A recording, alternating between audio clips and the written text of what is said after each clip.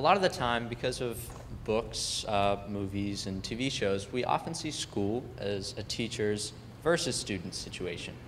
School almost feels like a war where deadlines, grades, and tests are like battles. But I think the problem with a school or any organization that operates like this is that it sees its interactions as weapons rather than partnerships. Now, if I say the word mentorship, what comes to mind instead? Mentorship can really mean a lot of things, but at the core, all mentorship shares common elements. Between a mentor and a mentee, there's an intent to work together, and it's generally understood that the lessons a mentor provides are used by a mentee on their journey. My question is, what makes the addition of a peer as a mentor, thus peer mentoring, special?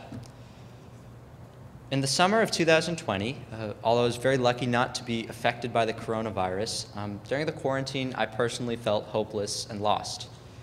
As a high school student, I had missed out on many key social and academic opportunities, and during the time of the pandemic, it felt difficult to do anything beyond the monotonous routines of separation and eventually resignation. Luckily, I had some friends I could talk with during this time, and 4 of us together decided to start a public speaking course for elementary and middle school students. Before our first lesson, we had prepared lesson plans, curriculum, slideshows, and we thought generally that when it came to actually teaching the class, things would run pretty smoothly. It didn't exactly turn out that way. Fast forward to our first class. I don't have a screen with me today, but fast forward to our first class, and the Zoom call looked like this. I know it may be hard to see, but I feel like we all sort of know what I'm talking about here. You know, very clearly, this is not the environment you want to teach public speaking in. Public speaking requires interaction and practice, physical cues, eye contact. So very clearly, you know, the Zoom environment was adding a layer of hesitation, anxiety, stress, and peer pressure for students. I mean, imagine you were like a middle school or elementary school student trying out something completely different, but also doing it in an environment completely different. For many students, this was their first ever Zoom call. And so as we thought about ways to change this, one of the thoughts we had was, maybe if we lecture less and interact with our students more, we could replicate like an organic classroom environment.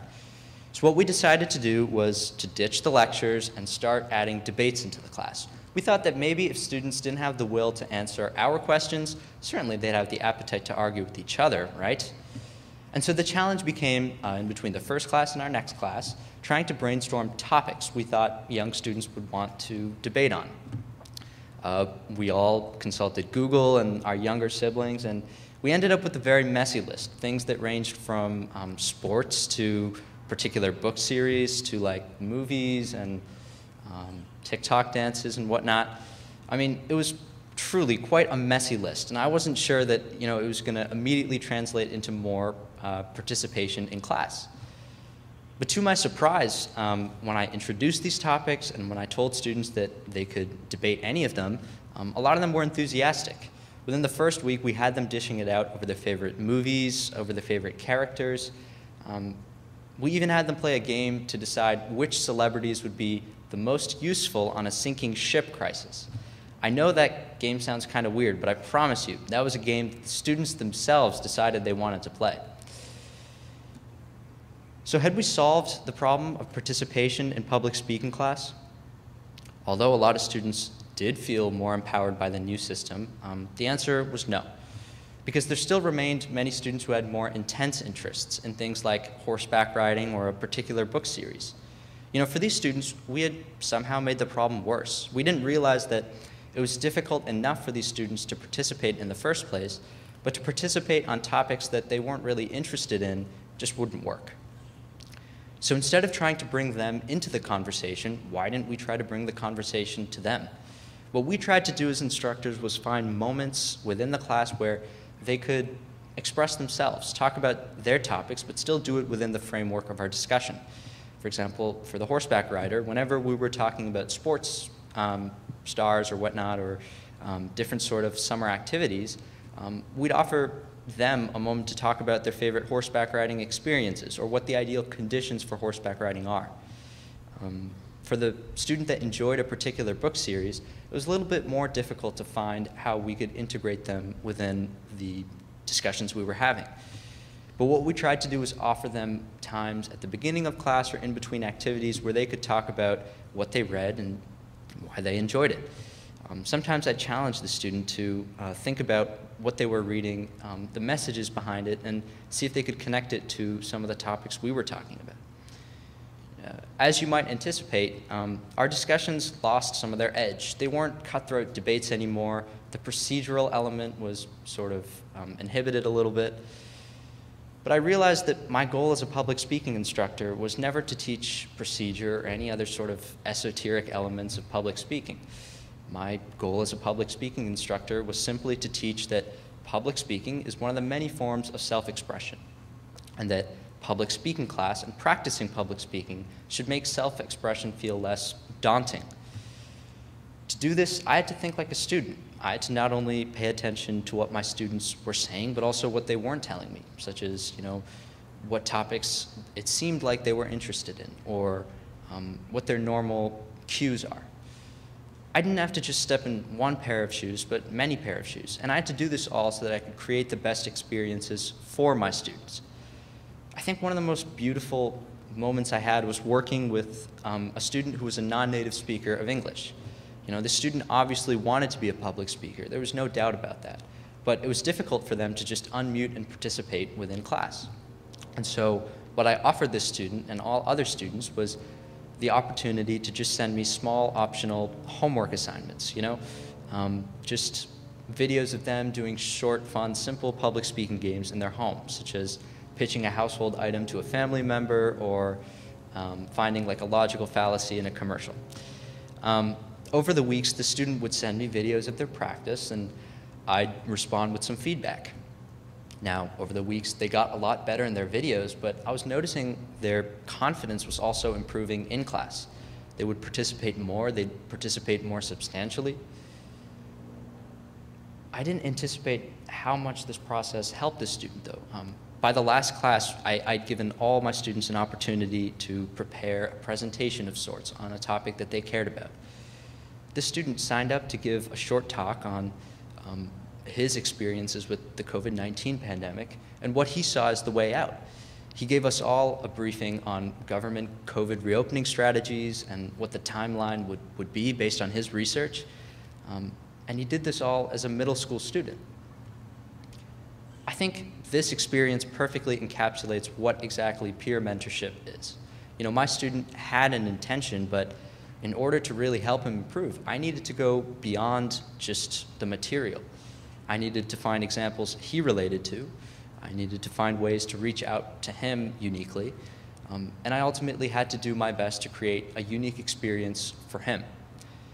What I realized was that mentors do more than just instruct. They build a form of connection that sometimes is needed to help students out of their comfort zones and to help students try something that they may be anxious about. So I think we can use this principle in the world we live in. I think what we need in society is a mentorship revolution of sorts. I think mentorship can be integrated into nearly everything we do. And I think we already have the capacity to be mentors in more ways than we expect. Let's think about some ways mentorship can be integrated into our community right now. For example, with standardized testing and metrics. A lot of the time we chase scores as a way to validate how much students have learned. But what if we instead paired young students who are learning critical math and literacy skills with students just a few years older, students that actually know what's relevant to the next few years of study? Such a program would do more than just help students grow. It would also give younger students role models and behaviors to look up to. It could help teach young students the importance of practice, dedication, and problem solving. Or what about another example? What if we use mentorship to concretely solve some of the mental health issues that we all know about exist at this school but don't really acknowledge?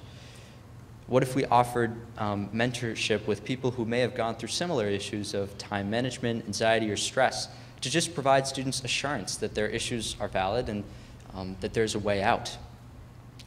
The American Physicians Association sees that childhood stress at this age, can often lead to more chronic problems down the road. Could such a connection help alleviate some of those concerns? Another example I have has to do with the choices a lot of us high school students are making right now in our lives. You know, it can be difficult to try to plan out our lives or even what we want to study in college when the world is just getting crazier every day. What if we talk to the people who know it best? The community. What if we talk to past and present professionals on their experiences? What if we try to learn from them? You know, this program could do a lot more than just help high school students find their direction. It could also help stimulate bonds between two generations that may have anxieties about each other or may have questions about each other that can't really just be answered through Google. Such a program would literally force sit-downs between generations to sort of alleviate the concerns each generation has about the other. Because you see, mentorship works both ways. Going back to public speaking class, for example, you know, I was so fortunate to have this experience because I learned a lot of things from it. I learned a lot of things from my students. My perception of what teaching actually is changed a lot throughout the process. I'm also reminded of how important it is to have empathy in my life, how important empathy can be in, you know, helping people reach their goals or working with people. And I'm also motivated to think about the times mentoring has been really important to my life. One of the great examples in this town is the system we have with music mentoring. It's a great program because as a younger student, you know, I looked up to my older student mentors and was really determined to stick with my instrument, to stick with music.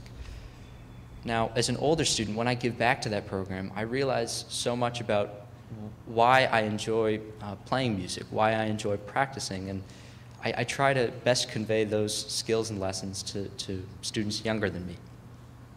So while I'm fortunate to have had these opportunities to grow as a person and as a mentor, I think all of us should have these opportunities. I think we should all seek out ways we can be mentors. And so my wish here today is that you look for the opportunities you've had in your life, whether as a parent, an athlete, a student, or anything else, and try to positively relay the lessons you've learned to others. A lot of the time, we see our past as irrelevant to life in the present.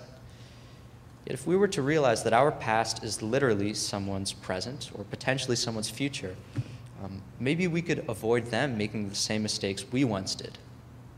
Potentially, and more importantly, hopefully we could open their eyes to things that took us a lot of time to see. We all have the potential to be each other's mentors because we are all each other's peers. Thank you.